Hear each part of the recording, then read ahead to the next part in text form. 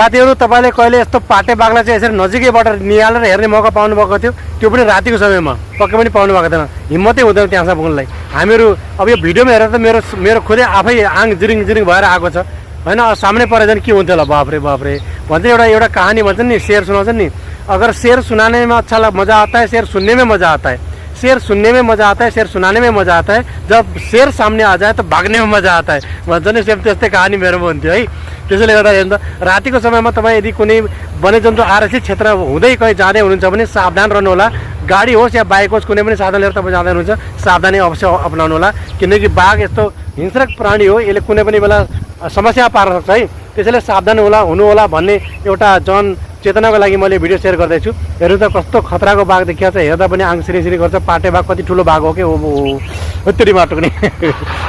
भिडियोमा भन्दै गर्दा पनि मलाई चाहिँ कस्तो कस्तो भएर आउँछ